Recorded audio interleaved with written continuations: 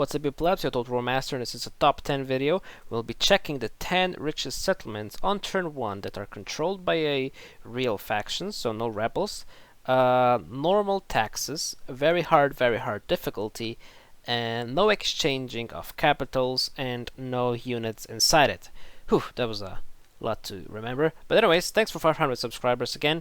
Hopefully you'll enjoy this video, and let's go into number 10, and let's see who's the richest. Coming in as number 10, we have Nuremberg, which is of course a part of the Holy Roman Empire. Its base income is 946 on normal taxes without any family members or anything like that inside, which is 1k. It's actually just a town, but you can upgrade to wooden wall straight off, which is pretty decent. So yeah, Nuremberg gets number 10.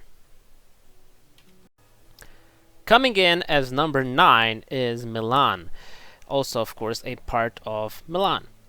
It's a pretty decent settlement. This one actually is much larger because if you remember, Milan, if we make, wait a second, the best way to do is like this, was a town. Like Nuremberg was a town, right? This is a minor city already, which is quite good. You can get some good troops from it for all resolve because Italian troops are pretty overpowered in all resolve. But yeah, Milan is number 9.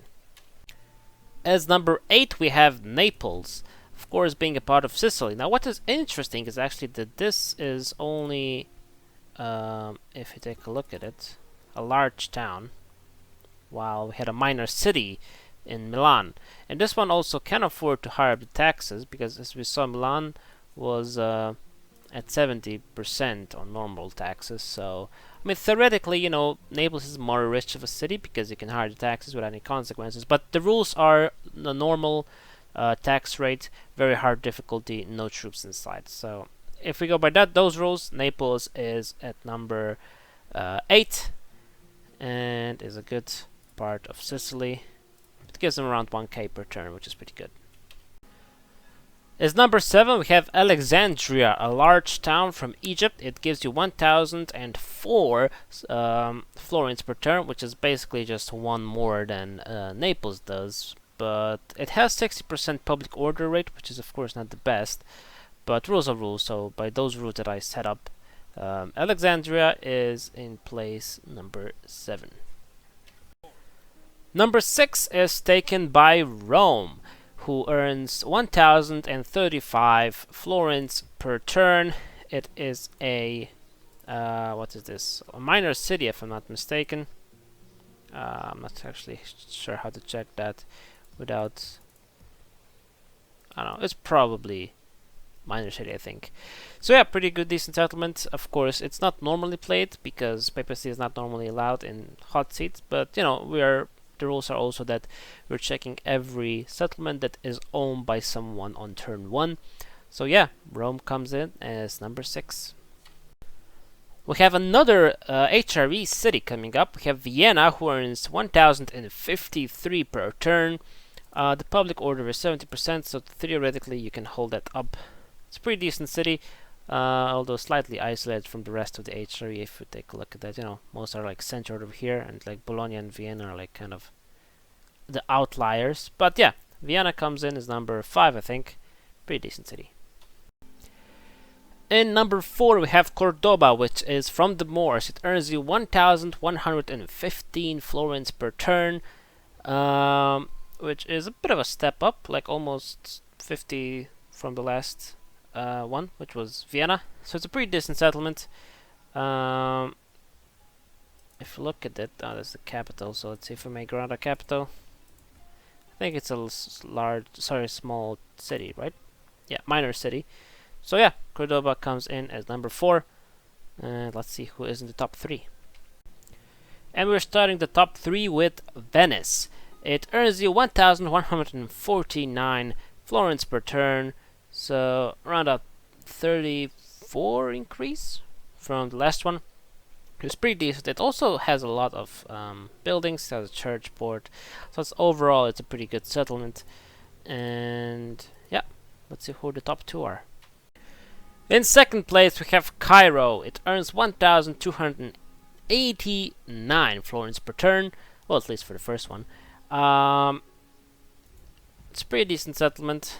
Nothing much to say about it.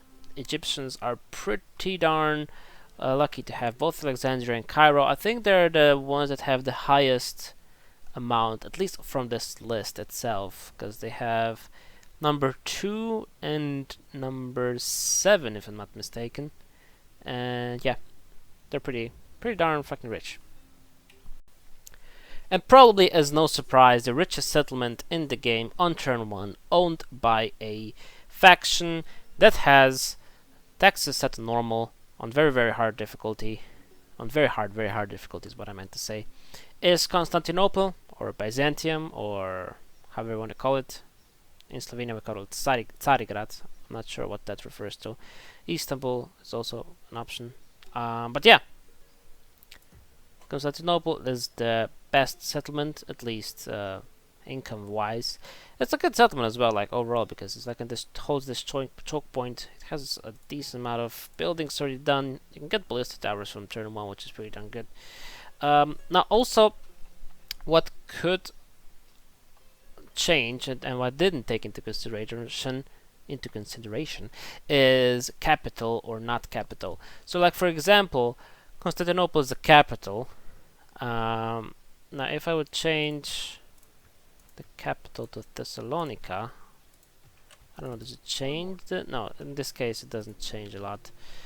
But Constantinople now earns less. So I didn't take that into consideration, I just left it as it is from start. So if, for example, one city would earn a spot in this top 10 if it had the capital, I did not take that into consideration. But yeah, this is it for the top 10 rich settlements on turn 1. Here we go, these are the top 10 richest settlements. Hopefully you guys enjoyed the video. If you did, make sure to join the Play Bar Army with liking, subscribing, and also commenting down below. You can join me in Discord, you can join me in Facebook, and until next time, fuck off.